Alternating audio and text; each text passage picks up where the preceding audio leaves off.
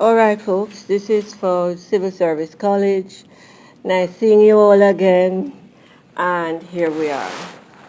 Uh, First, we're going to jump a bit ahead for the simple reason that some of you are going to have to miss classes. And there are certain, I'm hoping the police people will come today. Are there some things that we need to visit or revisit, as the case may be? Donna, can you make it a little cooler in here for me, please? If you start getting cold, you let me know. Do not suffer in silence, okay? Now, I brought you some extra handouts, and you may in actual fact have gotten this version, one version of this before, reading and writing skills. But in actual fact, if you did not pay attention to the classic paragraph structure, we need to pay more attention to it. Is paragraph structure one of the major areas of writing problems? Yes. And though our goal in this course is, of course, to write, and because our goal is to write more sophisticated letters, memos, emails, and reports. And one of our big commitments on the course, of course, is our project, a report. Yes? Because of that very fact, do we have to hammer home the basics again? Now, when it comes to paragraph structure, are we looking at the fundamentals of the written page? If you consider the written page like a building or a wall, and you are the contractor or the engineer or the builder, there are going to be certain ingredients, components that you will use. Cement, building blocks, wood, the metal rods, you call them the rebars, whatever. In other words, these are your basic building blocks for creating the building. Similarly, do we have some building blocks that are our basic ingredients for writing, for clear, coherent writing? How many of us, for instance, we regularly use grammar check and we use spell check? Yes? But how many of us are aware of the fact that some people simply, they don't ask questions. They press the delete button. If they have a problem with what they read, they're not going to email you and say in paragraph 2, what really were you saying? They'll actually press the delete button or just go on to something else. In other words, lack of clarity can turn off readers at best, but can actually cut our own throats because our goal is to communicate a message. And if that is an urgent message, and we need a certain response to it fast, for whatever reason, or you need to know that the people reading it have gotten the instructions and gotten them clearly too. If that is the case, then what are we doing? We're cutting our own throats when we do what? When we don't write clearly. In other words, writing clearly is a kind of basic means to achieving our own goals. Now, because of the nature of your work and your workplace, you're going to be sitting at a desk for hours on end. Yes, at a computer quite often. And you're communicating from that static place. But every time you press the send button, you are, in a sense, you are moving out of that place to every place that you send that message to. Yes? We don't have time to talk with everybody, all our receivers, one-to-one. So we have to make sure that whatever we send to them is crystal clear. Yes? And that kind of clarity comes from being more aware of the structure of the printed page, just the way the contractors, the builders, the engineers are aware of the structure of the printed page. Does this make sense? Yes or no? Of course. Okay. Let us then, this may be a repeat for one of us, but let us go back to it. Miss Donna, this will ring a bell for you. More copies are coming. The machine has been frustrating me and lots of other people all day with the paper, and the guy wasn't here. He let us know he was off today. So a lot of frustration. Okay. It's a message that those of us who work regularly with computers have received. Namely, how frighteningly fast the communication via internet, the online communication is. In other words, you press that button and it's gone. Now, this is a frightening thought. Why? For the very simple reason that you can't get it back. Is it also true? I must stand near to this. Here we are. This is a kind of crushed up copy. Better copies are coming, okay? Sorry. You've seen this before. Now, well, don't if you just share with Jeff Gregory and we'll come back with a better copy. So, we got it? Yeah. We got it inside the booklet. I think that one was already. Okay, but did you get the questions attached to it? No. Okay, that's a good copy. Questions are coming. Okay? Did we? Mm-hmm. Okay. Now, it seems to be stating the obvious to those of us. We got a copy of it before, but we didn't get the questions attached to it. Those are coming. So, shall we just continue? Donna, here we are there. Uh-huh. Until he comes back with the questions. Okay. Those of us who are constantly on internet, and some of us were lucky to get computers when we were very young, like what you're doing for your daughter. They get, accustomed to keyboards. Those of us who are accustomed to dealing with internet have gotten this message long ago. Namely, once you press that button, this thing is gone. But have we actually paid attention to the ethics of the whole communication process, ethics that are created by the internet reality?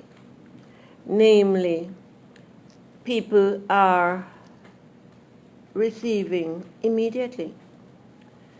Now, we know that communication is a two-way process. We know that if we are not being listened to, we are not communicating. Yeah, we know that communication experts tell us that listening is up to 50% of all communication.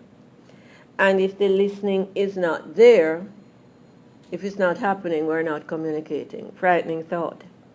Yes? Okay.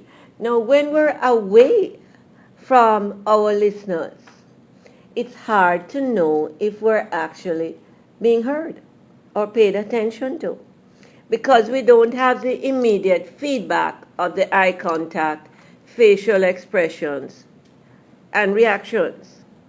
Yes? Some people who are good listeners, like the types we talked about in the types of communicators, the thinkers. The thinkers are these people who absorb our messages quietly. Sometimes they can confuse us because we're not sure if in actual fact they're listening to us. Are they or aren't they? But in actual fact, is this a sign that we actually value and need feedback? Good evening, sir. Better late than never. Please join us. In other words, will you just share with somebody here for me, please? We're getting extra copies. The machine was giving trouble, and I had to ask Roberto to come from wherever he was and help us. Okay? Okay. Sir, yeah, come share with Dishley for me, please, or with Sharona. Anybody. You have one you can share with him for now, please, Sharona. Okay, here we are, sir. A question then. This is a new version of it, I think. Okay. Yeah.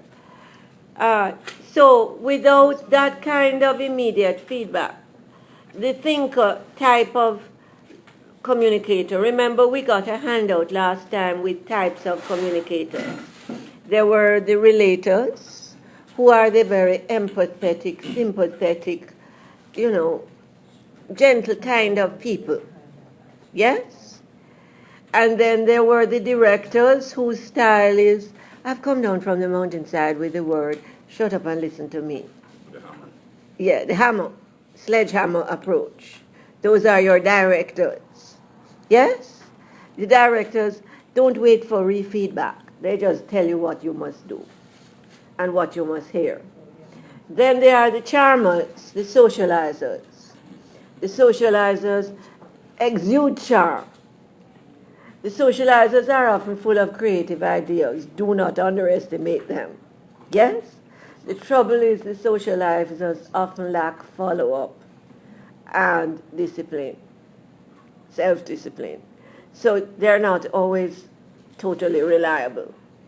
But don't underestimate their creativity. And of course, can charm go a long way to getting people to do what you want them to do? Yes, it can. And then, of course, there are the thinkers. And the thinkers are the people we were talking about just now. Namely, the thinkers often, my friend, I'm taping, and the last one that we did went on the blog, and we got the blog address, yes? And I spoke with Miss Diane and let her know that when you guys are away, I'll continue taping. But I'm doing this today deliberately to set you up, to set us all up for the next 3 weeks. Okay, so we've jumped a bit ahead from our discussions of philosophies of education, of communication. Fair enough. Now, Donna, we're getting cold. Yes, thank you very much.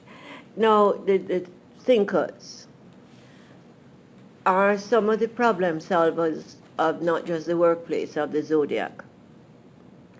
But because the thinkers tend to react in a very conservative way, they do not allow themselves to overreact or to react too fast. The thinkers may fool us into believing that they're not really listening. Okay, so in that sense then, well, we know the directors are not listening. The directors don't listen. They give out instructions. Yes? The directors have to be pretty much hit on the head by maybe a Category 5 hurricane before they'll listen. Yes, something like that. I'm sure you know what I mean. The directors don't listen. But in actual fact, what is it about the thinkers that we value? Is there something about the thinkers that we value? Yes, of course. What is it? If you can just give each of them one for me, please, Roberto, or just pass it to this gentleman and he'll pass it on. Yes? Yeah. We might get impatient with the thinkers, but don't. We might assume the thinkers are ignoring us, but don't. Roberto, thank you very much. Yes. The machine would have driven me right up the wall if you could not have come. Thank you. Yes or no? Dave and the other guy? Okay. Thanks a lot, Senor Roberto. Okay. Now, what is it that we value about each communicator's style?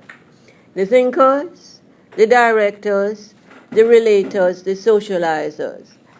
Do they all have their strong and weak points? Remember in that handout you saw directors at a glance, thinkers at a glance, etc.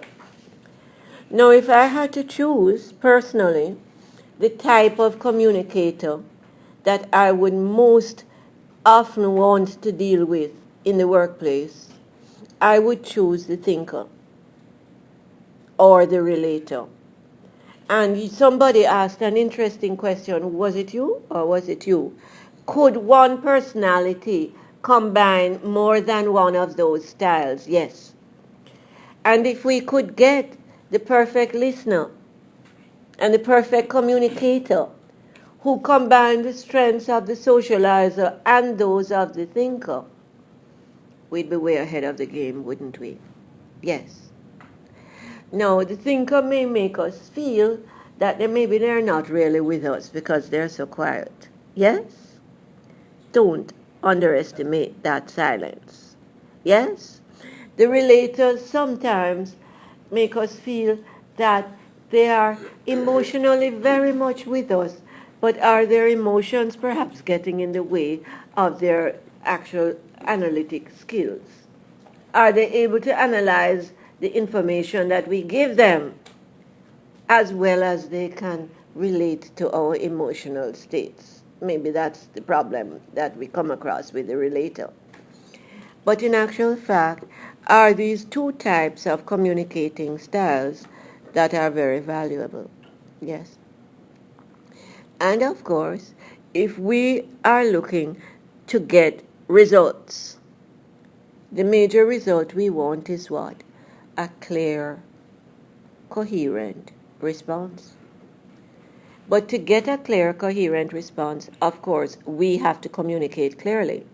And this is where the classic paragraph structure comes in. And we have a handout on that in reading and writing skills, don't we?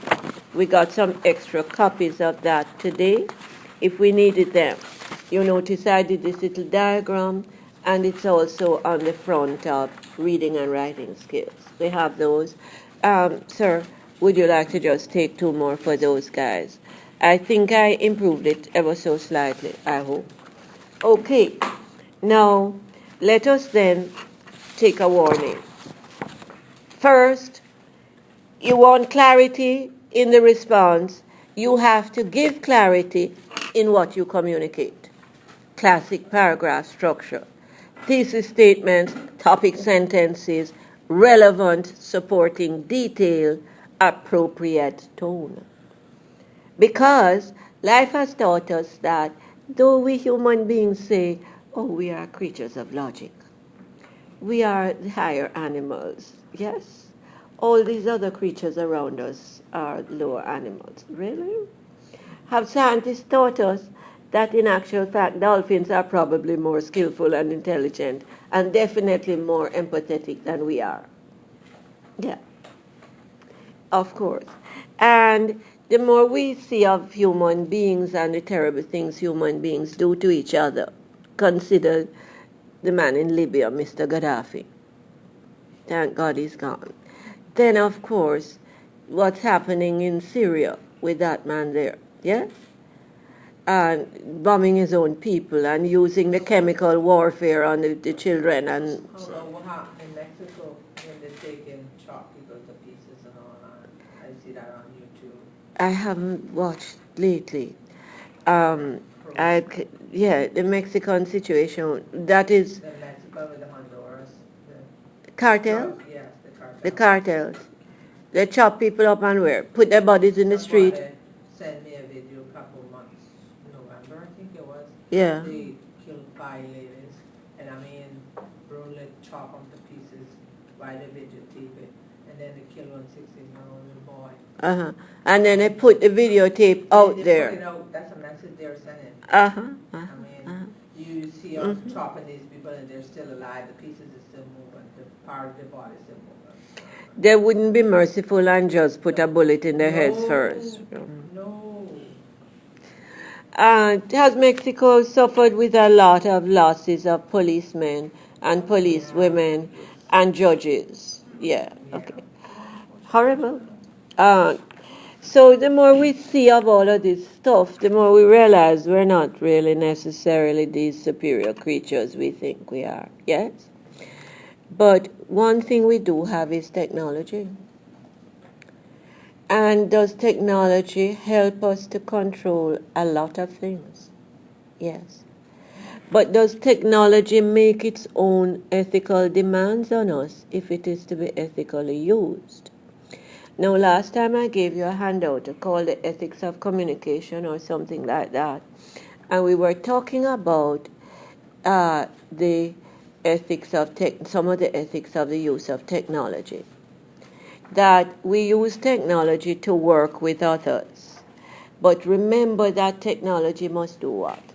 We must use it with respect for intellectual property rights, individual creativity.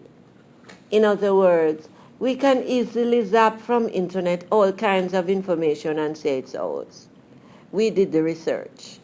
Do I regularly get what I call the internet essays from my first year's people? Composition classes, yes? I love to do research. Yes. But do these people give you an essay that they took from internet with their name on it? Yes, they have. Yeah, and then they give you the patchwork quilt essays, I call them, where they take a piece from that internet place and that internet place and that textbook, and they patchwork it all together. Yes. Now, are they ignoring the intellectual property rights of the people who created those sites and did the research? Yes, of course.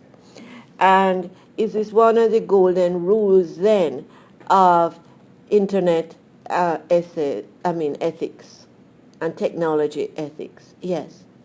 Is there also another rule, privacy? So plagiarizing means ignoring the intellectual property rights or the creativity rights of the creators and the inventors and the researchers. Then there is privacy. Are there some things that are in fact private information and we should not pass them on without permission? Exactly. And the golden rule is when in doubt, do not pass on. Yes? And is this where the save draft button comes in very handy? Yes. When in doubt, save it. Do not pass it on or delete it. Yes? Then, of course, we had that handout from last time. We're looking at intellectual property rights. We're looking at privacy. And what's the other big one that we have to be constantly aware of? Lawful. Sorry? Lawful. Is it lawful to pass this thing on or not? What else? Are we actually violating any written or unwritten laws when we enter this site? Worse yet, pass on information from it? Yes? Anything else? Did I give you a handout called Ethics and Communication or the Ethics of Communication? Yeah? Yes? Anything else that we can think of that we've learned from experience? Yes, thank you. Yeah, thank you. Are we looking at privacy? The second cousin to privacy, of course, confidentiality. If something is given to us in confidence, do not pass it on unless you are given permission. The first one we got that says ethics and communication. Do not pass it on. Yes or no? Do we have that, Miss Shirley? Ethics for excellence. No, we have ethics and communication. It's there somewhere. Okay. But can I just read it to you then? What does this one say? It's there somewhere, Miss Shirley. Looking.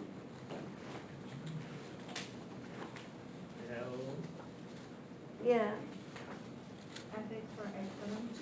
No. Anyway, I'll just read it.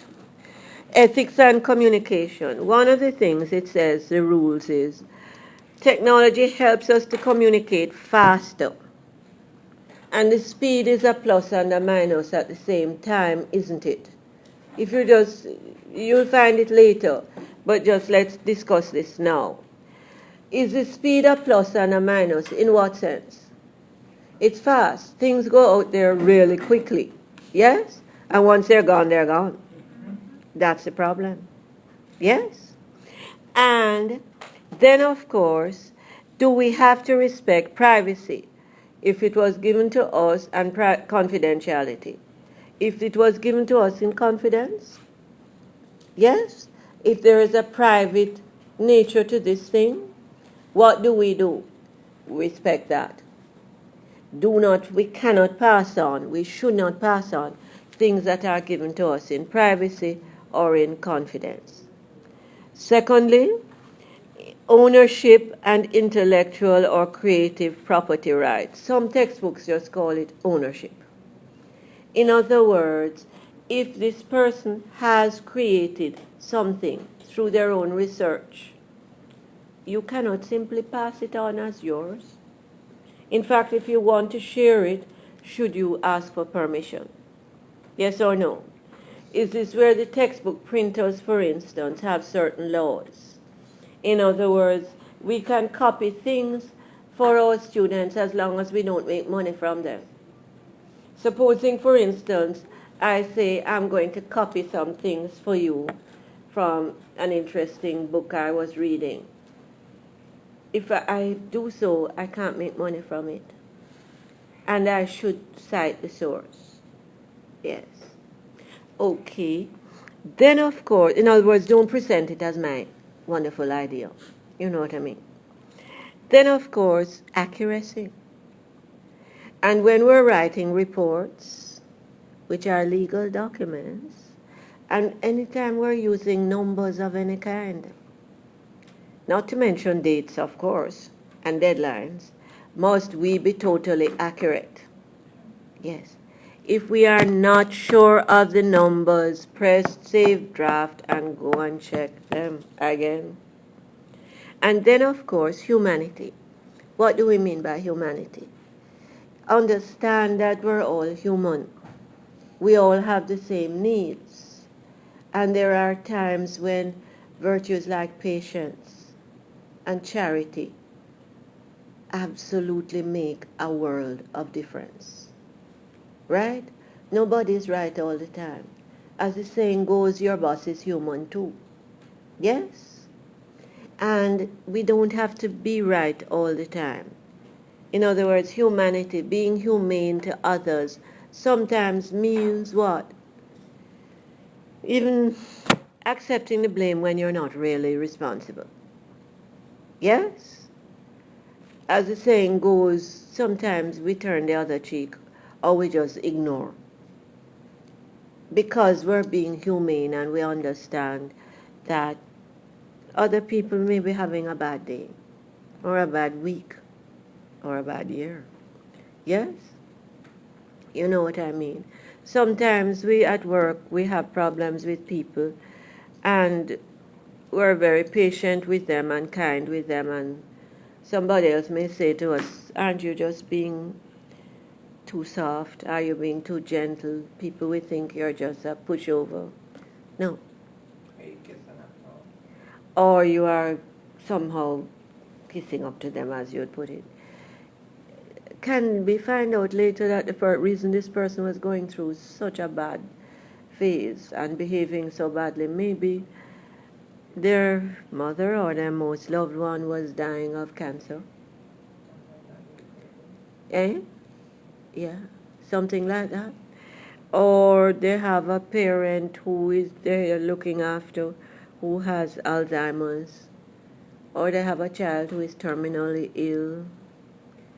And we didn't know this, and we don't find out till much later. But are we glad at these times that we counted to 10? In other words, humanity. And the same applies to what we write. Yes? that even unpleasant messages can be delivered in such a way that there is a touch of kindness and definitely courtesy in the delivery. Remember, you can pay people $1 million to do a job, but you cannot pay them to care. And when you show an attitude of caring, humanity, it's amazing the results we can get. It's fascinating. Studies have been done by major researchers and writers that have shown that when people, the majority of people are asked, what is it that they value in a job, in employment, we assume that the first thing is money. But actually, more people said how I am treated, whether I am valued, whether I feel valued and respected on that job is actually the number one. Money comes later. Unfortunately, we got the wrong employer. Sorry? Unfortunately, we have the wrong employer. You think? Yeah. But I won't start with my stories. Right. But is that part of the problem? Management styles. In other words, if you're dealing with an authoritarian, my way or no way manager, it's hard to keep caring. Good evening, isn't it? Yes or no? Okay, so then, well, we can deal with management styles later. Have we spoken about them before in another course? Yes or no? Yeah. Yes. Okay. Let's continue. Shall we? But this element of humanity is crucial. Now, of the types of communicators that we've read about the thinkers, the directors, and the relators, and of course the socializers. Though we are aware that the socializers, of course, may be unreliable, do the socializers have a touch of humanity about them in how they deal with people, and lots of courtesy, and even more charm? But interestingly, it's one of the ways by which the socializers get people to do what they want them to do and get people to go the extra miles too. The socializers are amazingly good at getting people to do what they themselves do not want to do. Yes, they show respect most of the times. The relators, because they have humanity and respect, usually get people to do amazing amounts of things. Yes? Okay. So then, we've looked at this aspect, the ethics of communication and technology. But do we have a reading here today now? Users regret hitting send, thank you, which gets us into the nitty-gritty of technology and communication. And I would like you, please, to open up the handout called Reading and Writing Skills, which is, of course, you got some new copies of that booklet today. Do have a look here, please. Classic paragraph structure. Now, when we are reading, do I want you to do something called the breakdown? Now, analysis means breaking something down into its constituent parts. Synthesis is the opposite. That's putting it all together. Yes? Okay. Now, the more involved you get with work, is the more you are going to have to keep reading. The more you wish to, in actual fact, progress in the workplace, is the more you must strengthen your own reading and writing and communication skills. I had this experience last night, for instance. I have this huge group of people in the first year composition. Many of these people are native Spanish speakers. That class runs from 7 to 9:30. Call it the graveyard shift. People come there tired. And we're working on English writing. We go downstairs. I meet these people because I'm carrying the bags, or one of the gentlemen will be carrying for me. And every time I meet them at the same point downstairs the stairs, they're in a group of 3 or 4 women talking in Spanish. And every time I see them, I say, "Why aren't you speaking English? You're coming out of an English class." One lady said to me last night, "Why English all the time?" And then she never learned. No. Not to mention the more obvious thing, you're in an English-speaking country. English is a native language. If you are wanting to be a part of this country, you must master that language. Anyway, but have I made the point, if you know what I mean? I just felt so frustrated that needed to just shut up. Okay. Okay. Have I said to them before, there's a need to watch TV in English? Yeah, and so on and so on. Okay. The interesting thing is, of course, that students who are having trouble with Spanish courses have told me that once they started, they're doing Spanish 1, Spanish 2, conversational Spanish.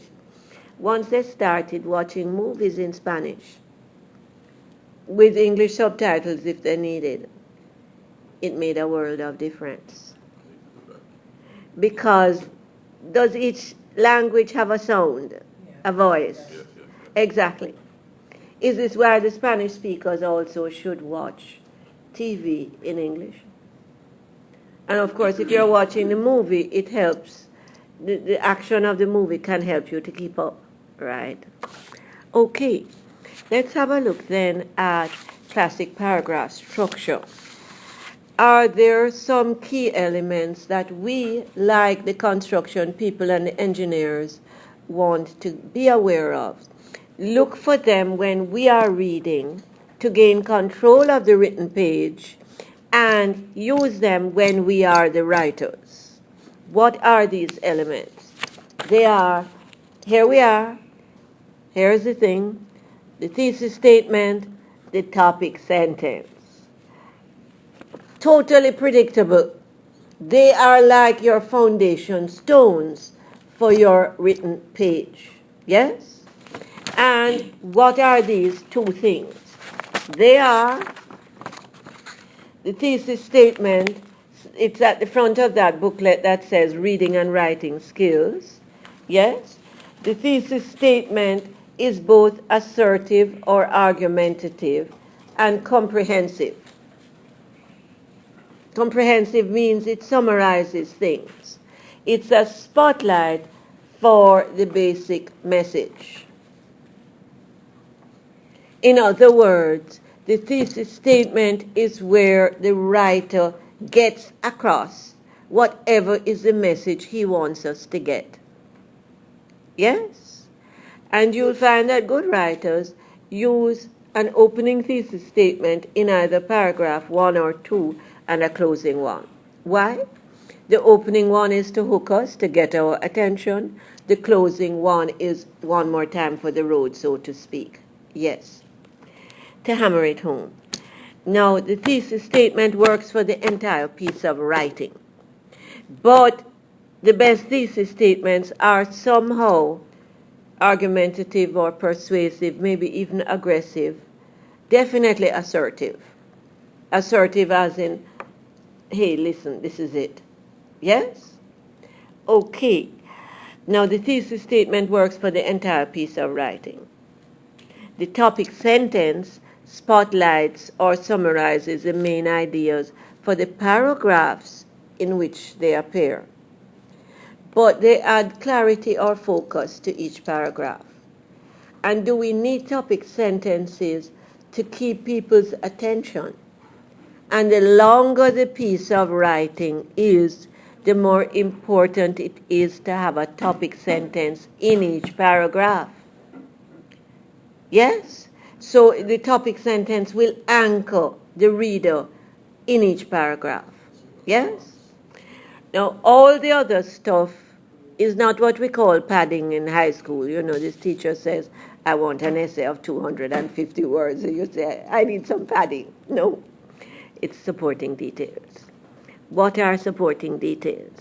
They are all other information which will flesh out, explain, support, reinforce, clarify, or otherwise support the main ideas that are contained in your topic sentence or your thesis statement. The best writers select their supporting details very carefully and skillfully. Remember, you do not wish to overwhelm your readers because your reader will then tune you out. Yes, or press the delete button. You know, there are lots of people who like to press the delete button. Yes. And then they say, oh, I didn't see that. Are you sure you sent it to me? And so on. Yes. And the best ways to use the supporting details are as comparison and contrast, facts and evidence or statistics, illustration and example, definition. Yes. Can a good writer use the supporting details in more than one of these ways at the same time? Yes or no? Yes? Okay. And what will hold it all together? Our transitions, our glue words. Do not underestimate the usefulness or impact of words like and, but, on the other hand, nonetheless, therefore, however. And if you look up transitions on Google, these wonderful people, you will find all kinds of transitions. Can writers create their own transitions? Yes, of course. Okay. Why do we need the transitions? They keep the reader's attention, and they do what else?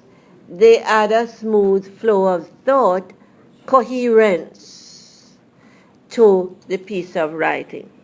Okay. And the biggie that we do not underestimate is, of course, tone, the emotional dimension of the reading. In other words, and by the way, if we, in actual fact, plug into our own emotional reactions to what we read, that's a key to the tone. In other words, if the writer is angry and concerned, we will probably end up feeling angry and concerned after we read what we read. Yes. Now you will notice that in that booklet called, I brought back some more to you today, Reading and Writing Skills, you will have a list of tone words, courtesy of Google, of course. Yes. Yes. Okay. Are there some tones that we do not use in professional communication if we wish to stay employed? Or if we wish people to actually pay attention to us? Yes. Yes. And in that same booklet, do we have something called Tone, a Mirror for Human Emotions?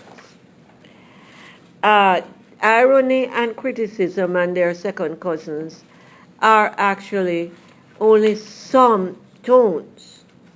How many tones are we capable of? Millions. Is the human heart capable of millions of emotions? And remember, tone is the mirror for human emotions. Yes or no? Of course. So, in other words, then, lots and lots of tones can be used. But are these some complex ones that we wish to pay attention to? Yes. You often hear these words, and people use them quite loosely, actually. What do we mean by irony? First, does tone affect our interpretation and our reactions? Of course. If people speak to us in an angry tone, hostile tone, do we tend to react much the same way? Yes. The truth is, and I'm sure you've been amazed at this in your personal life and professional life, about 80% of people will react to how, almost in line with how we approach them. It's amazing. Yeah? If we're polite and caring to people, most people will react in the same way. It's fascinating. And then, of course, there is the other no. If we treat people as they have treated us, in other words, it's dangerous to allow ourselves to react to people as they treat us. The people who take us for granted, who are hostile, and so on. If we treat them or treat others the way we have been treated, the world will be a very horrible place. Isn't that the truth? Yes. And we will become rhymes with riches. You know the word that rhymes with riches? Well, we know that word, don't we? In other words, let's face it, if we handed back to other people what some people have given out to us, we'll end up as rhymes with riches. Because let's face it, folks, everybody is not polite. Yes or no? Okay. All right. But the truth is that tone is an example of how emotions can be like the flu. They spread their effects. Yeah. You know, if you're actually gentle and polite to people, it's quite amazing how many people will respond in precisely the same way. They're mirroring. Yeah. Okay. All right. So then, irony is a neutral tone. It points out contradictions of many kinds. Is life full of contradictions? You bet. Our grandmas used to tell us, don't judge a book by its cover. All that glitters is not gold. Our mothers used to tell us that. They were right. Yes. And how? But anything that points out contradictions, it's as if the writer is saying to us, dear reader, I know how this thing appears to be. I know what it's supposed to be. But this is how it is. In other words, irony tends to be an intellectually challenging tone that challenges us to think outside the box. You understand? Look below the surface. It's not as it appears to be, and it's not as it should be. Okay. On the other hand, another common core tone is criticism, which can be positive or negative, as we know. Criticism, however, spawns certain second cousins. And these are criticism plus laughter. It gives us satire. You laugh at something in order to make a criticism of it. Yes? You make a joke of it to make a criticism of it. Satire. Do not use it at work. People do not like to be laughed at. Yes? Criticism plus anger equals sarcasm. Sarcasm is an angry, hostile tone, hurtful tone. Sarcasm often says the opposite of what it means. It often overstates what it means. It exaggerates. It makes things absurd. Yes? In order to convey a criticism. You say, for instance, good afternoon, gentlemen. I know that we have the report ready because we always are on time. We've never, ever missed a deadline in the 10 years in which we've been working here. Are you exaggerating deliberately because you're talking to people who regularly miss deadlines? You're being sarcastic. But remember that sarcasm is an angry tone. It's angry criticism. And you may get back anger in response to it. Even though the truth is these people ignore deadlines. I wish I Okay. could have ignored deadlines. I wish so too. God. I wish so too. Now, sarcasm is a very alienating tone. Even more alienating is its next second cousin, cynicism. Criticism plus scorn, bitterness, disillusionment, disenchantment, distrust of human nature. All of these create cynicism. A cynical person has no faith in anything or anyone and has no faith or trust in life itself. It is an unpleasant, alienating tone. You know, your manager says, well, we have a deadline for the 4th of February, but I know that we won't be meeting it. Is that cynicism? Yes. Does it turn people off? Yes. It's very alienating. And then, of course, do we have the last second cousin of the lot, which is actually quite hostile and alienating. This is the sardonic tone. All of these are no-nos for professional communication. Do not use them out loud or writing on paper or on screen. The sardonic tone, it's this kind of nasty, mocking humor mixed with sarcasm. It's a very unpleasant thing. Call it a slow bullet effect. It's a bullet that hits you hard but slowly. Yes? You know this joke I'm always telling about Dracula, the vampire. He kidnaps this lady and he's about to bite her and make her into a vampire. And she says, you won't get away with this. My fiancé, the handsome prince, will come and save me. And Dracula looks at her and says, of course he will, as soon as he resurrects. Of course he will come and save you as soon as he resurrects. In other words, you fool, I've already killed him and I'm going to kill you too. Isn't that the point? Yeah. The sardonic tone has that slow bullet effect. It annoys people endlessly. Do not use it. Okay. All right. Let us then go. So are those some complex tones, but there are no tones. Irony you can get away with. But criticisms, keep our criticisms to ourselves unless they are requested. Yes? Generally speaking, it's always good to be asked for feedback before we give a critical message.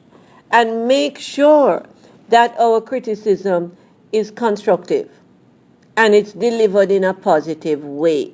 Yes? Because remember, one of our ethics for excellence, it's easier to critique than it is to create. When somebody comes up with an idea, think it through before starting to criticize. Why? It's easier to criticize than it is to create.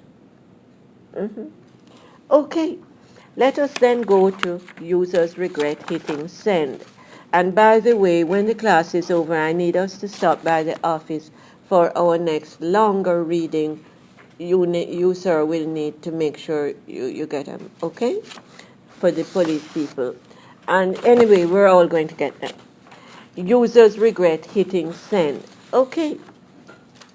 Who is going to be our reader? Who is going to read for us? Jeremy? Yes? Mm-hmm. Users regret hitting send. You want me to read? Yes. Excuse me. Use sites such as Twitter or Facebook to speak up for causes they feel passionate about. And 44% convinced. Sorry, it starts with internet user. I was one of them. Where did it really start? He's reading like this, and I say, Papi can read Okay. it. Okay, now Sentence, we know this problem with hitting send. Okay. We hit the send button and then, oh my gosh, don't do it. Hit save draft. Sleep on it. As one lady in class put it, sit on it. Yeah, or as some people put it, sleep on it. I can't recall, but Excuse me, please. Okay? Internet users are warned over the dangers of pressing the send button. Excuse me. In case, as research suggested, that millions of people have posted comments and messages online which they later wish they had not. And Oxford Excuse me. Do we wish to underline or highlight anything that looks important? Don't worry about whether you're wrong or right. If it looks important to you, mark it. Okay? In other words, do not be a passive reader. Be an active reader. If it looks important, don't worry about whether you're wrong or right. If your instinct is, the first time you read it, that this could be somehow important, mark it. Okay? Thank you. Jeremy?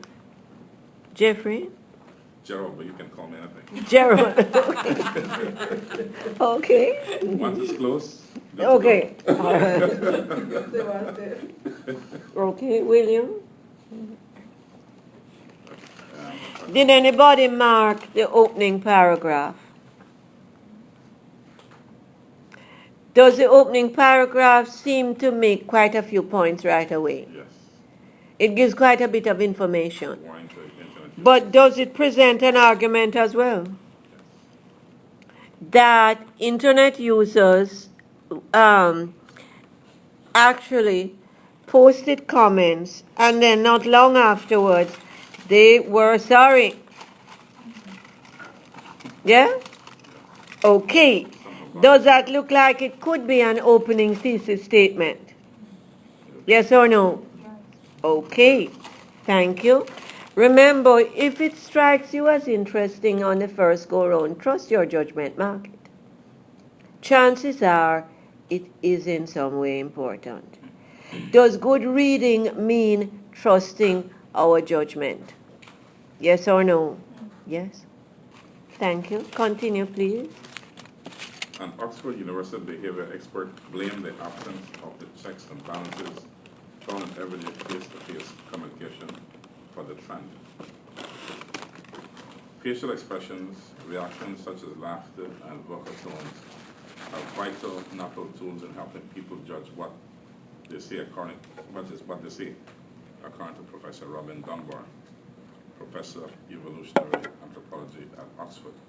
Mm-hmm. In extreme cases, its absence can lead to online bullying, he warned. Could paragraphs 2 and 3 and 4 all have been put together as one?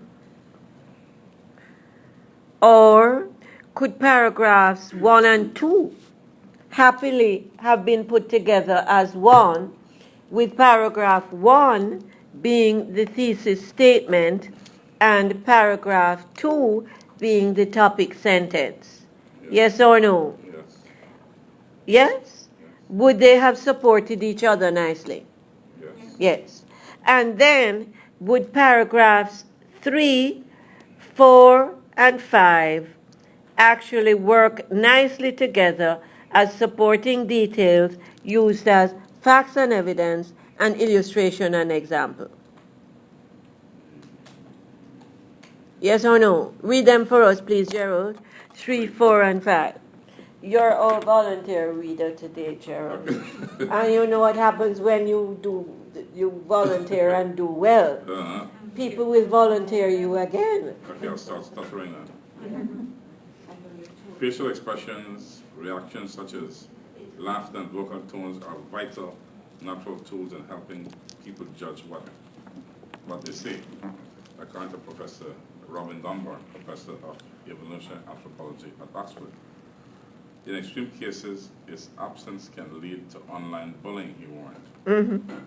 We get this feedback from other people when we actually can see their faces and, of course, make the eye contact. Yes? Yes. Are there some people who will say with their eyes what they do not ever say with words? Yes. Yes? And sometimes the virus can kill a lot of people with the dead. With the dead, yes. Now the Yeah. eyes, body language, The body language, the facial expression.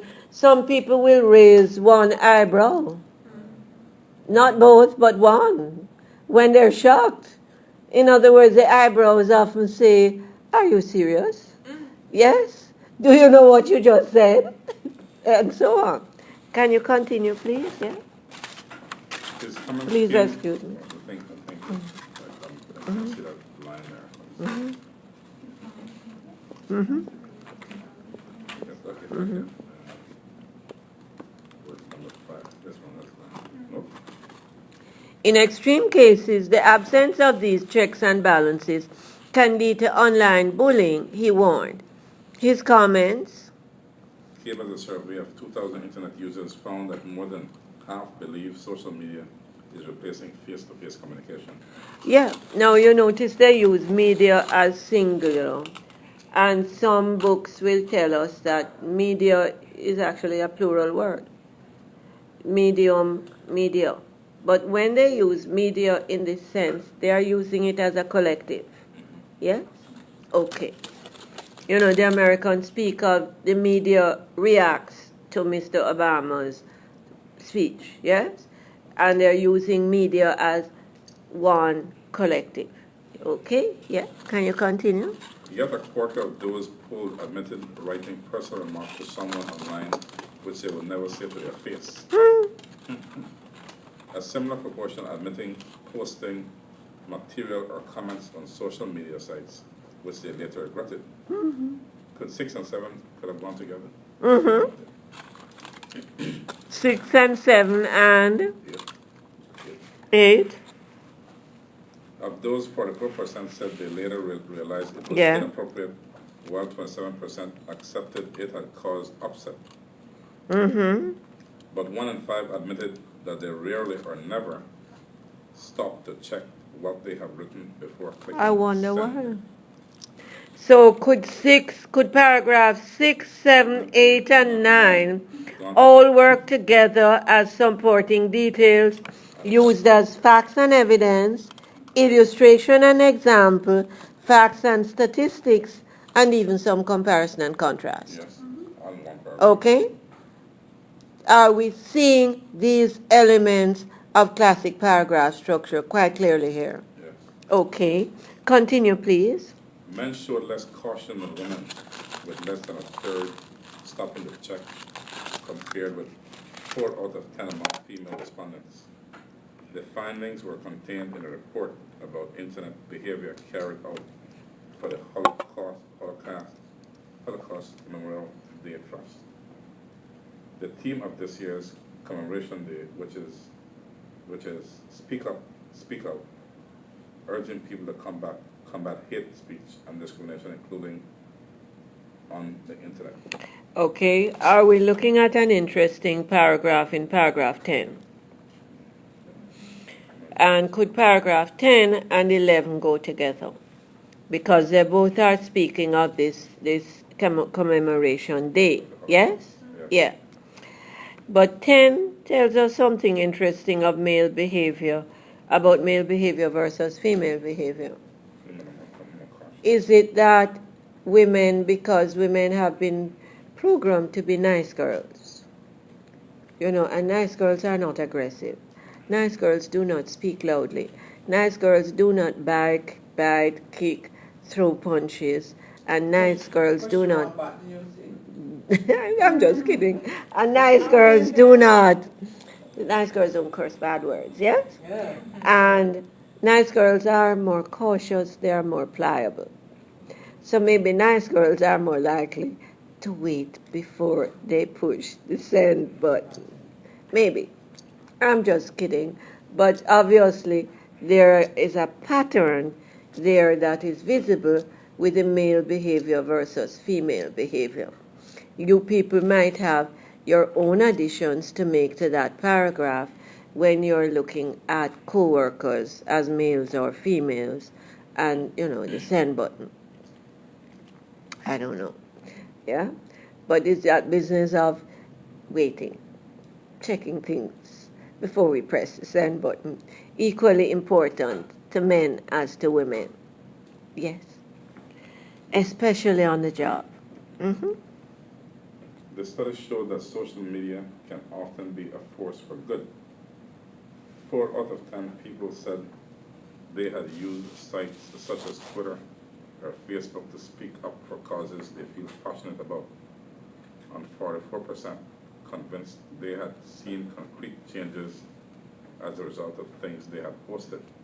And 44% were convinced. It looks like they left out a word there, eh? Were convinced they had seen changes. Okay. But Professor, Are we looking at a lot of facts and evidence and facts and statistics there? Yes or no? Of course. Mm-hmm. but Professor Dunbar, who analyzed the results for the Holocaust Memorial Day Trust, said, "It is important to remember that it is through experience in face-to-face interactions that we learn many of the social skills needed to navigate our way through our complex social world." Mm-hmm. Our research has shown that people are more prone to saying something on social media Mm-hmm. that they later regret, because in this digital environment, or in these Digital environments. we don't receive the immediate checks and balances that we get during face-to-face interactions. Definitely. This can therefore result in a careless or inappropriate tweet, or at worse, Cyberbullying. Yeah. Can be very dangerous. Yes. Mm-hmm. He added, there is something about seeing the whites of people's eyes interaction which gives you pause and prevents most of us, at least, from being very rude to people. Yeah. In other words, we need those external controls, don't we? Yeah. Mm-hmm. Especially at times when we are feeling very stressed or annoyed or angry. Even if we have good reasons to feel angry, does our communication have to have a certain level of self-control in it?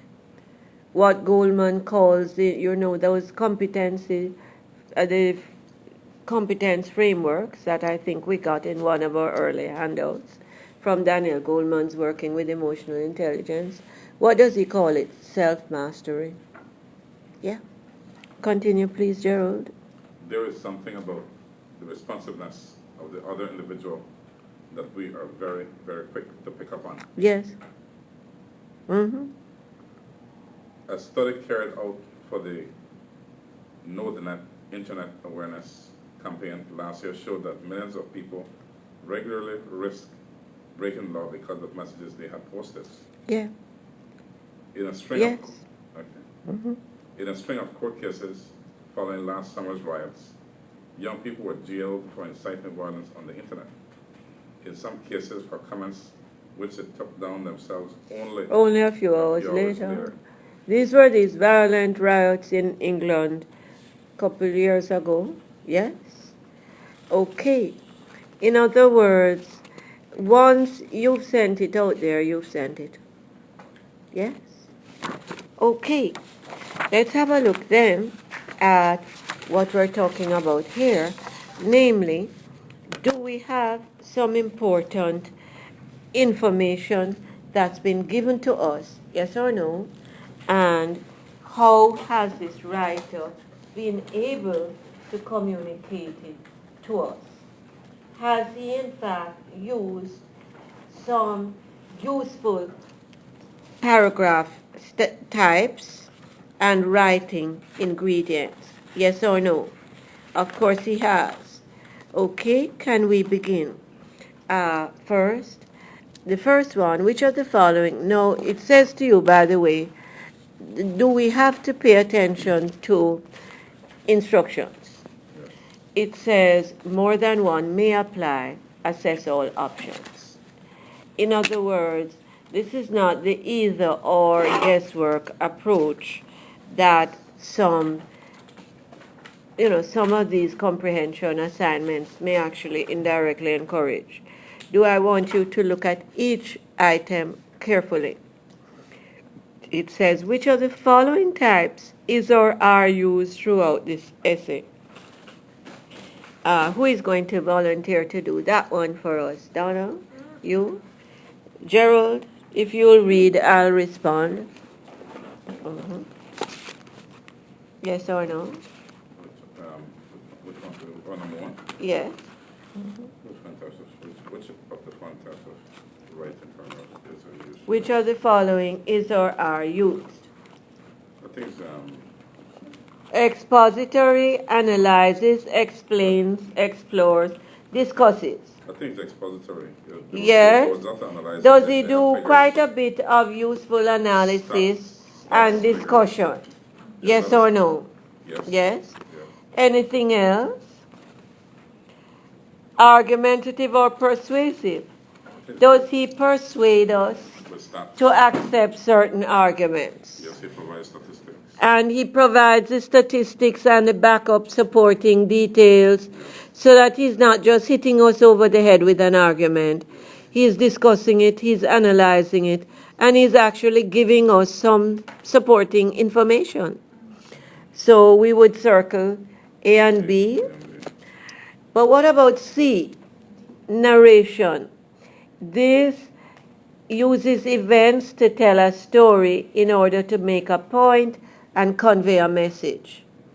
Does he use quite a bit of happenings? Yes or no? Yes. Okay. So would we all agree with A, B, and C? Are these some of the building blocks of the printed page, the types of writing used? Yes or no? Of course. Okay. And when you are writing a long report, you may use narration, especially if it's an incident report, you will. But are there spaces where you are going to need to give your backup information, your supporting details? These may be budget breakdowns, these may be maps, these may be discussions or analyses of different aspects maybe of the budget. Yes? Plans. Are these all supporting details that we deliberately use to build a discussion and often support our conclusions and recommendations? Yes or no? Yes. Of course. Okay. Which of these writing types is used in paragraph 16? Circle 1 only. What does 16 say to us? This can therefore result in a careless or inappropriate tweet, or at worst, cyberbullying. Are we looking at narration, storytelling, argument, or discussion exposition only? Which is it? Isn't it persuasive or argumentative? Isn't he presenting a point of view, even a warning? In other words, this kind of careless use of the send button can actually result in terrible results. Have we seen where teenagers have committed suicide because of the cyberbullying? Yes. Yeah. In other words, this is something to take seriously. Okay. So we all agree with argumentative stroke persuasive. Below, please circle the major tones used by this writer. He is informative and what else? Analytical, but that's in number B. B says analytical and critical. Do we accept that one? Yes, of course. Yeah? But what about A? Could we fill in the blanks there? Of course we could. And do we have our list of tone words to help us? Yes, we do. Where's our list of tone words, my friends? Our list of tone words is in our handout called Reading and writing. reading and writing skills. Thank you. And,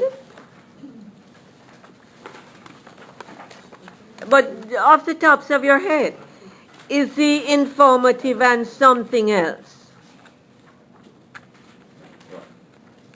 Tell me. Off the tops of your head. We don't need Google. I think persuasive. Persuasive is persuasive a tone as well as a type of writing, yes. Thank you. Along with being persuasive, is he what? He is convinced of what he says. Convincing. Convincing. Thank you. Okay. Concerned and what?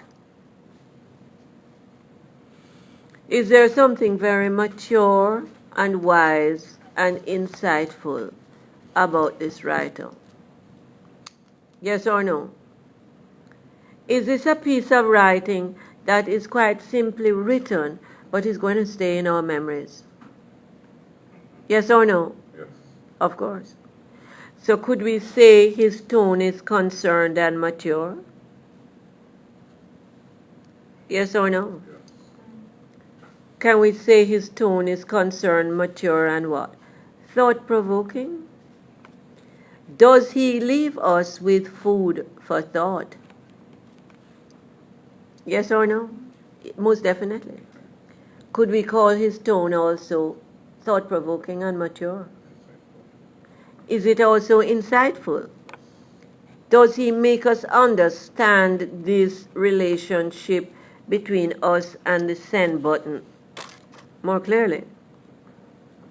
Yes or no? Yes. So could we feel him concerned and mature, concerned and insightful, concerned and thought-provoking?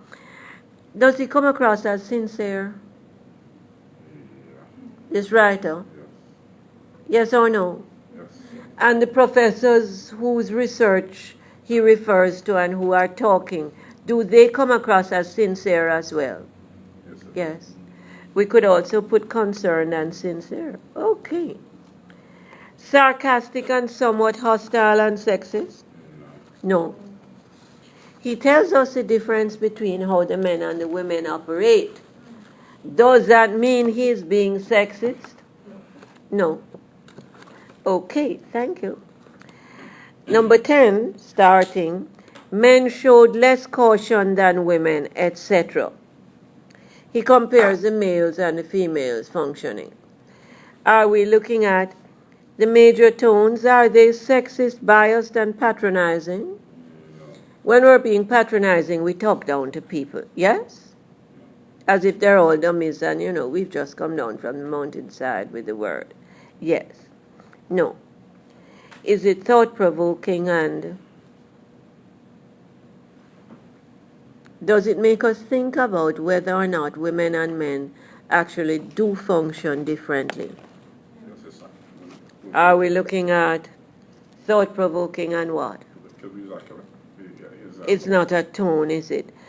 Insightful. Yeah. Yeah, thought-provoking and insightful.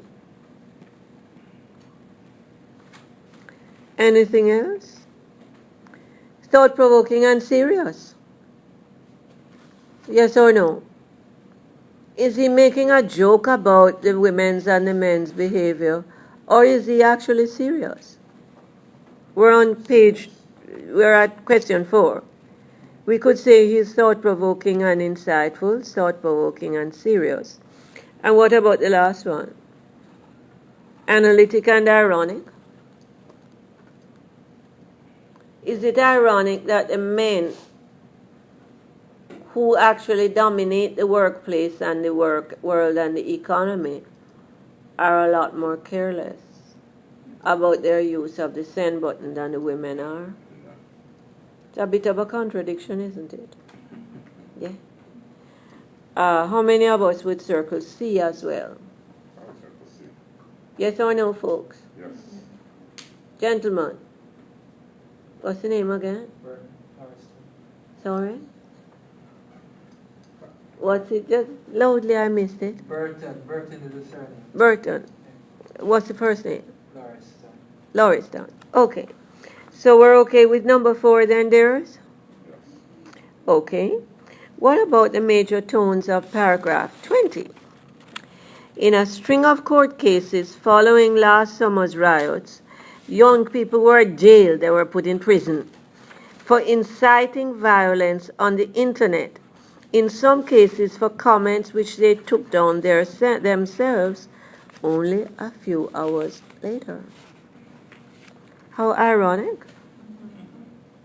Are we looking at ironic and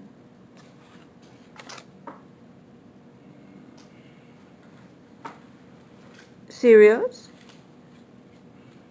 Is he using a very serious tone to tell us what was happening with these young people?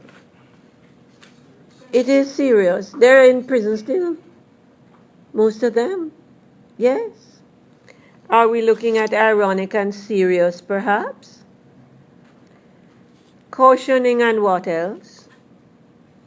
Is he warning us that this happened and it could still happen again?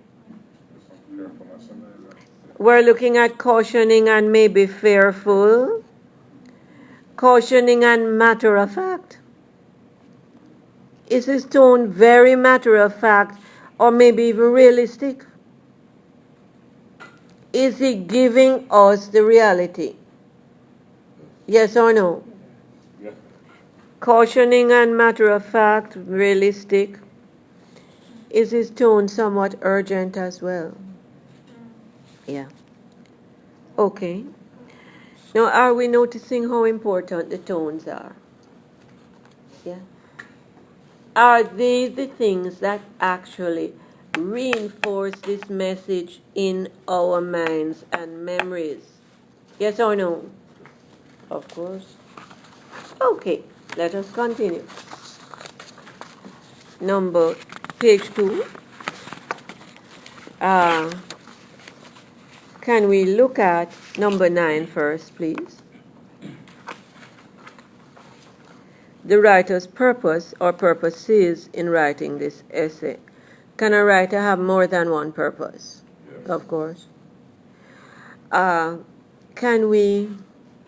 going to keep quiet for a few minutes, and then I want somebody to volunteer to read the ones you've selected and tell us why you rejected the others. Okay?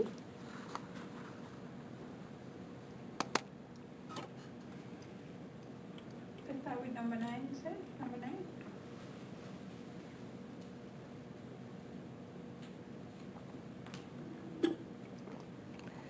And must we pay attention to every word on the paper? Yes or no? Yeah. Mm-hmm.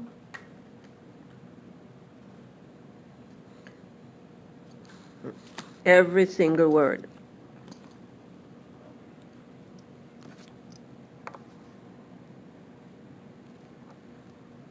If there is even one word that we do not accept as valid, can we accept the whole thing? As valid or relevant, can we accept the whole thing? If there's even one word we reject, can we accept the whole thing? No. Thank you. Change the flavor of the whole sentence. Okay, continue for me, please.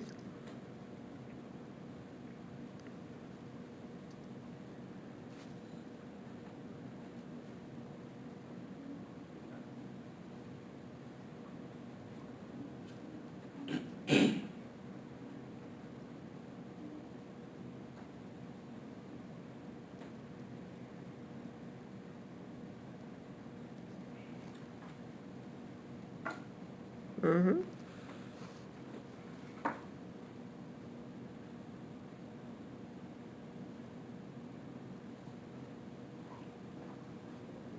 Anybody willing to take a chance?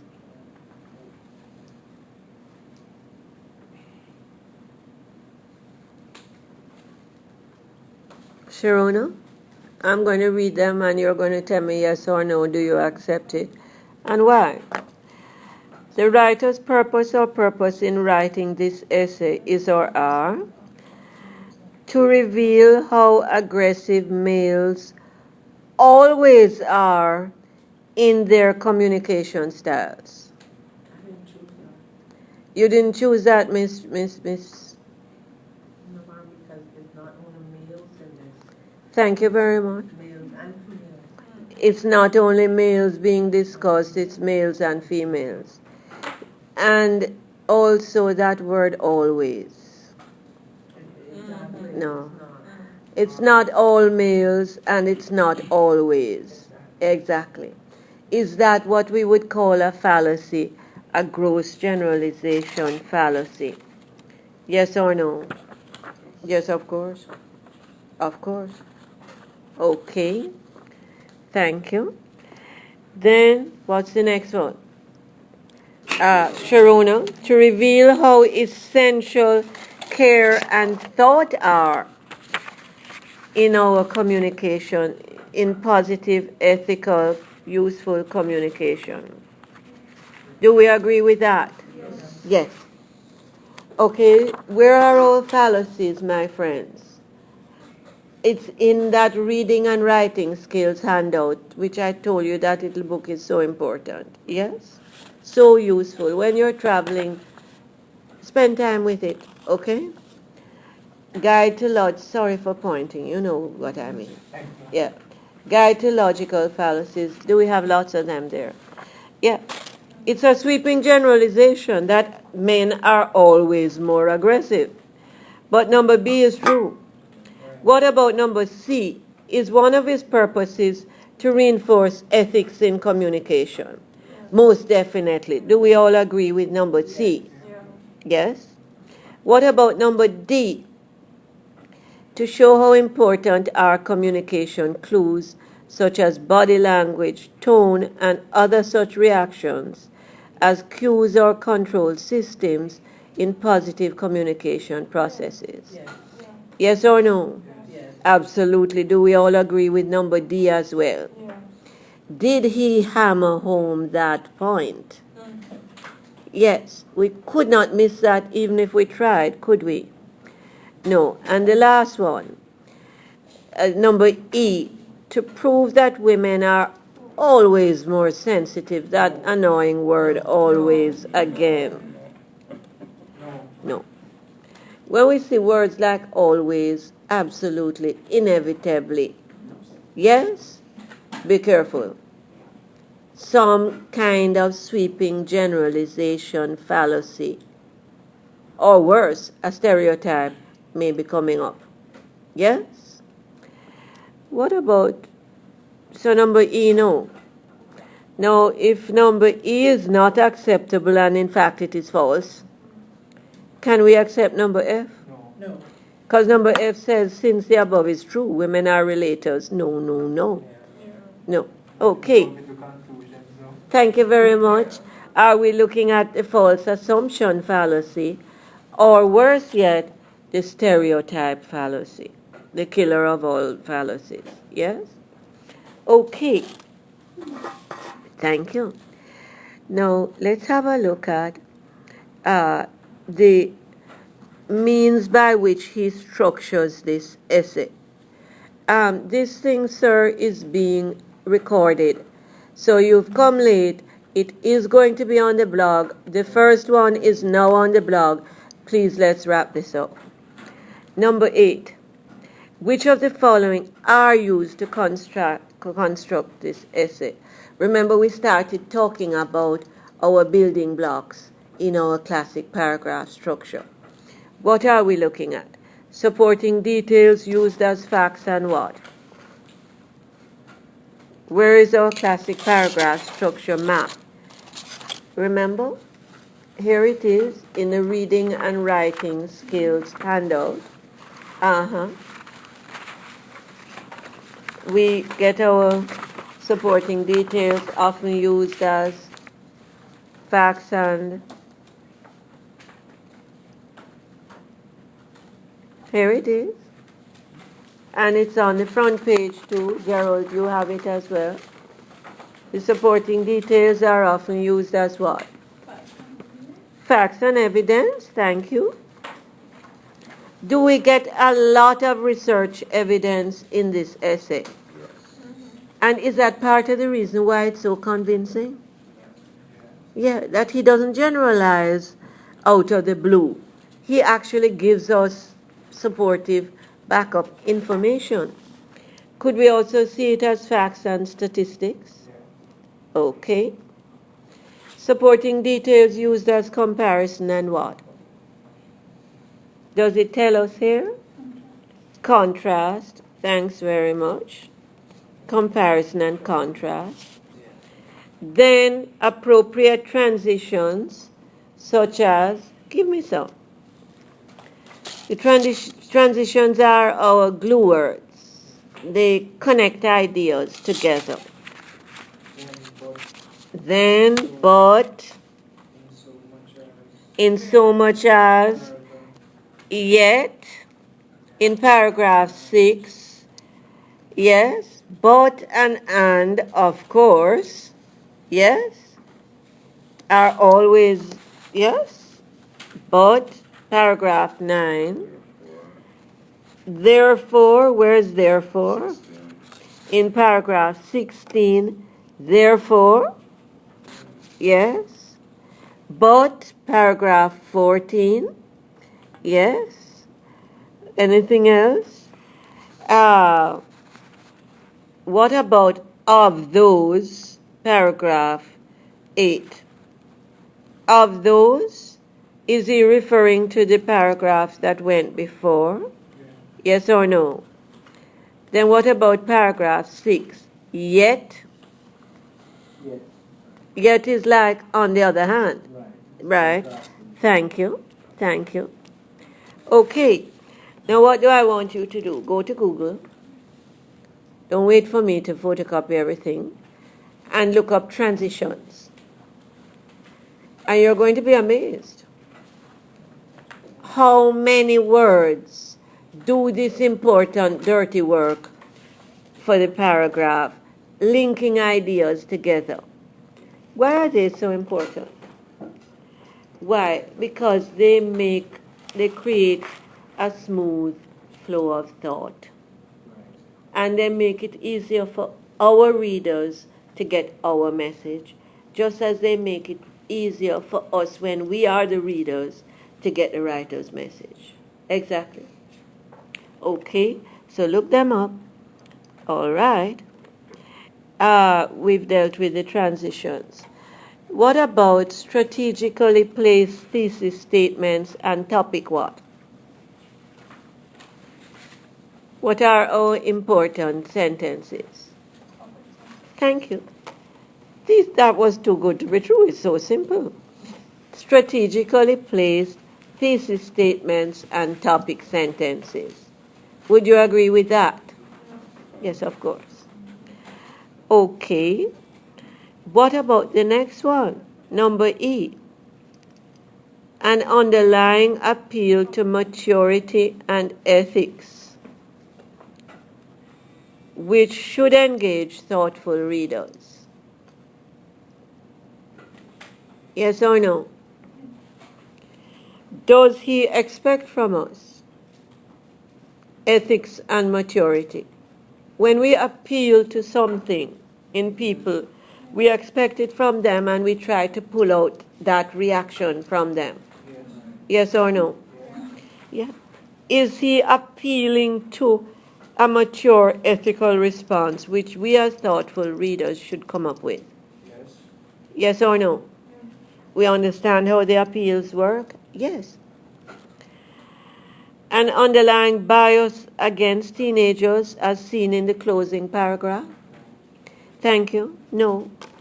Is it a bias just because he names them and he shows where they made mistakes? No. It's not a bias. No. Just because we make a criticism, does that mean we are biased? No. If you argue against something or in favor of something, it doesn't mean you're biased. The bias is a prejudice, literally, coming from what? Prejudice, the Latin. It's a position you take up ahead of the judgment-making process. And the judgment-making process should involve careful analysis. But your prejudice exists before the careful analysis happens. The bias exists before the careful analysis happens. Does this man give us all the equipment needed to make a careful analysis? Does he go to great lengths to give us a careful analysis? Yes or no? Yes. Thank you. Okay. So no, we will not accept number F. What about number G? Unreliable research evidence and statistics to support the above bias? No. Thank you. It's not unreliable. Can we actually go online and check these things? Can we go and check Professor Dunbar and all of this stuff? Yes? Because he gives a reference. He gives a reference. Is this what we call ethical referencing? Yes, thank you, Donna. Okay, and are we supporting the above bias? Which above bias? Exactly. He didn't prove that there was a bias. I would get that one right. Thank you. In other words, it's not there. What about number H? Is there a subtle or latent?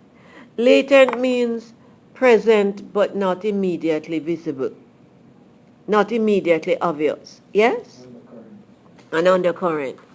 Is there such a bias against technology and especially emails? No. He's warning us how to use the technology well. How to be careful with the send button, in other words. Yeah. But does that mean he has a bias against the technology? Of course not.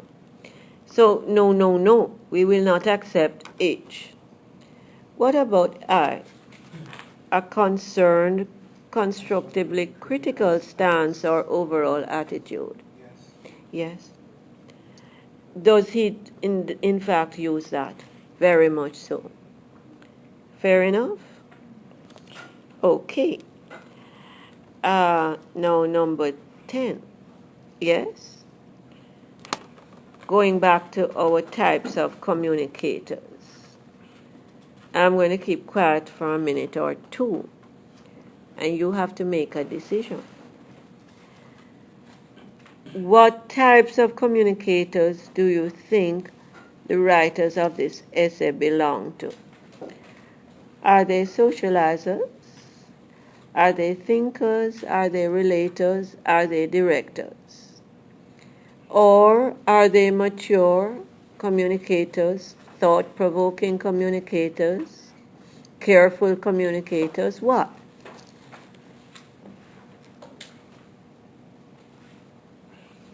What group would you put them in? Anybody? I think it's a They sound like the thinkers. yeah. Because if not, you wouldn't have used references and stuff. They are the thinkers. Would you all agree with that? Have they created a very thoughtful, thought-provoking background for their messages? Yeah. Is this typical of the thinker? Yeah.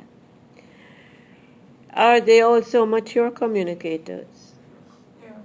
Yes. Their message is a mature one, isn't it? Yeah. Yes. Because let's face it, we're shocked to find out how many people press that send button. Yes? And when we read what they have written, we're horrified. Are there some people who, when we read what they've written, you say this person could not possibly be writing this in a professional capacity? And get them all Sorry. They're writing this on professional letterhead paper for a corporation or a business or a group that they represent. And this thing is so hostile. Yes. I mean, recently I saw one that a friend got from somebody in a professional capacity. And she said to me, I'm resigning from that group, because I can't even answer this. I said, yes. And don't find yourself in a room alone with this woman either. In other words, can some of these horrible emails warn us that some people are actually dangerous in some way? In other words, there was so much hate, hatred, and hostility in that email that I definitely would not put myself alone in a room with that person. Whether that person was male or female would not matter. Yeah. In other words, the tone was just outrageous, and the language even worse. And this was done on letterhead paper for a corporation. Okay. Now, all right. Have we come away today with a new approach to the written page, paragraph structure, tone, and reading itself, breaking things down? Now, as we said in the beginning, the higher up the ladder you people go in your work is the more careful reading you're going to have to do, you know, and the more careful and coherent writing. Yes? Sorry? Well, I mean, you are doing that, but you tell them before they get there, because, Sorry? no, You're saying that you can't get any further in your job? no, I'm saying that you need to think it off my personal experience and emails that I get from management, you know, is like, But remember that though you may say, we talked about this last time, motivation and so on, though you may say you're stuck in this thing forever, you're not. Or some of you, okay, we can talk about this a little more. Can I turn off now? What do I want from you for next time? Of course, I have something new for us to read. And it's in the office. It's a longer piece. Do I want you to break it down? Thesis statements, topic sentences, supporting details, and so on. Don't pack up yet, please. And that's going to be for next time. The police people, you will get them, yes? And then, of course, do I want you to think about the stuff we talked about today and make some notes in your planners, your diaries, your journals, whatever, wherever you make your notes, on what you think you gained from today. Now, this method of breaking things down and looking for the topic sentences and the thesis statements, etc., the keywords even, it may look time-consuming, but it's worth every minute. Why? 80% of the things that you look for and mark are going to be important and are going to help you, not just in comprehension work, but say, for instance, you have to write notes, reports, you know, a summary for your bosses or for the court. Are you going to find yourself going back to those same thesis statements and topic sentences?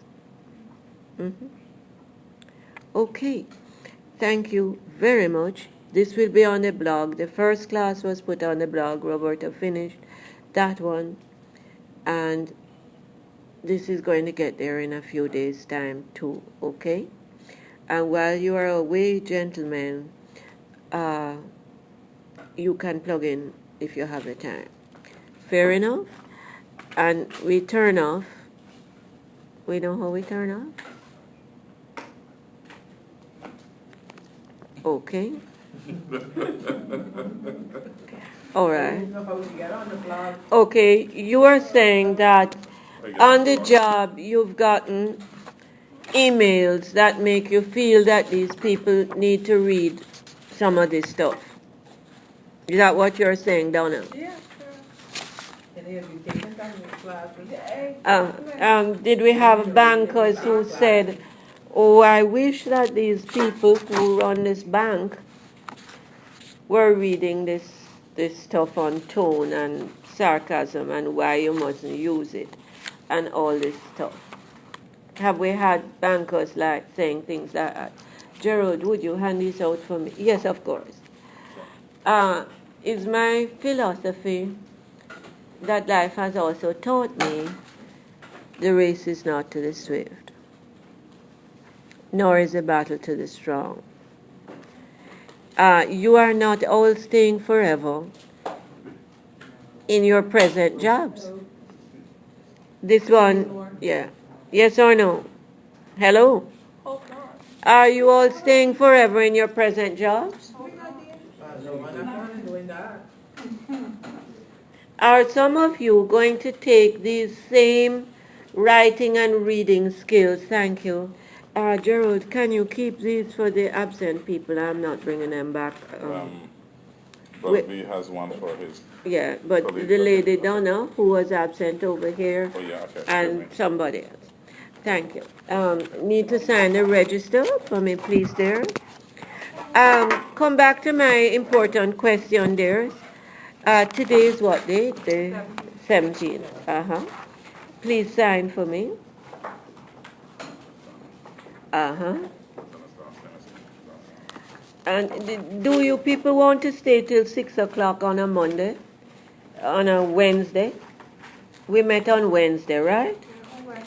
If you want to stay till 6, the room is actually open.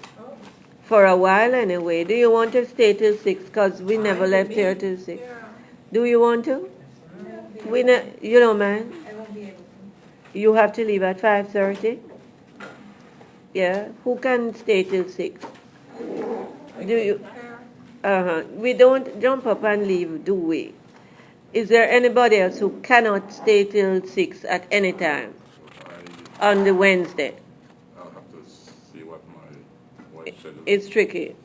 Okay, well, let's do that on an ad hoc basis then. But Friday will be the 4 to 6. I'll tell Miss Dan because we were here. Can you please sign this for me? Okay. Gerald, if you just pass it around for me. My point is, folks, I think we've all agreed that Cayman is in a management crisis, not just a money crisis. My chief, no Indian. Exactly. And they keep And- hiring more chief. And this doesn't apply. Chief, paying another chief mine. They want Indians, only 2-3 Indians. And 2-3 Indians just are 6 and 7 chief. God, that's Yeah. not good. No. What I'm trying to say is, do not assume you are stuck forever in this quicksand. Why do we invest time in training and self-development? Because we take what Goldman calls our portable skills with us. Yes? In other words, some of you people at some stage of the game are going to move on to something else. Is this a fact? Yes or no? Huh? Same thing. Yeah. Are some of you going to open up some kinds of consultancies? Yes or no? Of course. It's too much of that going on. Sorry? Well, depending on what your skill set is. Yeah. And what you're doing. In other words, Open immigration. if you continue, It's too much. my friends, to build your own portable skills, do these skills open other doors for you? Yeah. Yes. So, can we look at even the daily aggravations as a part of the training process? Any experience you get in life, I look at it this way, any experience you get in life will serve you further on for better. If you make it. Yes. The Lord not gonna make you experience something if you don't think that you need it or I don't wanna look at it. Sometimes I Whether it's wonder. good or bad, at the point. at Did that we all time- sign theirs? Yes. At that time, you think it's the worst thing, but it was thinking that it would be more than it could be. Sometimes I wonder. But it's Right, right, it's good to exactly. get, it's, huh? Exactly. Gerald is saying sometimes he wonders. Yeah. Sometimes Yeah, I it does. wonder too. But in life, it's good to get an experience that comes. Anything, the more you learn, the better it is. Even if it's not something you want to learn, but if the chance is there, embrace it. You never know when you could use it. Well, if not quite embrace it, learn from it. Learn from, exactly. We may not quite embrace it. It may be too horrible to embrace. Yeah. Yes, but Learn from it. but you get my point, folks. Yeah. Yeah. Is this true, policeman? Yes, ma'am. Learn from every experience, whether Yeah. it's negative or positive. Exactly. Okay, so the police people were not going to see you for 3 weeks. Travel safely. If you come by the office now and get the homework, I'll be happy. No, well, traveling You'll also. be in and out. Well, you can Sometimes pop we'll be here. well, it's okay as long as you just stay in touch. Yeah, right. This evening, Mark Yeah. on the block. Yeah. He's stuck at Yeah, work. you're right. That's what I I was. know, that's why. Miss Anderson, Senora Suarez. There might be another occasion where you see him or not see him because of how you have to share. the My experience with the police people is that even when they have to miss time, they keep in touch. So, and they back up each other, so, you know, I don't worry about you. Okay? How do we Can get on I your just blog? get some help there? How do we get on your blog? Uh-huh. And the blog, I gave you the blog address. It's on my office door. I don't know it offhand. Come and get it off of the office door when you get the homework. This is not on Angels, it's just on your Yeah, it's online. I don't have it. Where's your office? Where's your office? Right now we're going down there. Okay. Gentlemen, if I can just get a little help here, my hand is hurting. Okay. Yeah, this time this one I'll be off iron for a week. The When? trip that March 4th. What trip is that? That is a trip to Curacao that we're doing. Oh, the project? Yes, ma'am. Oh, wonderful. Yeah. Okay. Can we then, folks, if you will do this for me, guys, I'd really, my hand, okay? Let's do this. I hope this thing is turned off, okay? I remember, folks, the race is not to the swift, okay? This is just a fact of life. The race is definitely not to the swift. So don't let it get you. Yeah.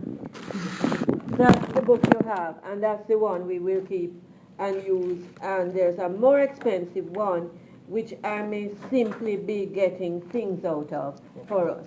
The one called How to Write for the World of Work.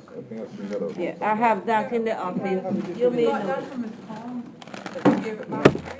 How to Write for the World of Work. Hi, Roberto. Your friend Donna brought this for you. For me, no, for you. He gave to me and said that is for you.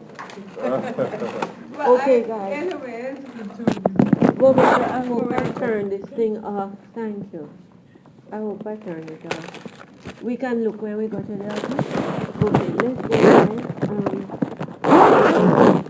This one. Can I put it in here, guys? Okay, so next time now,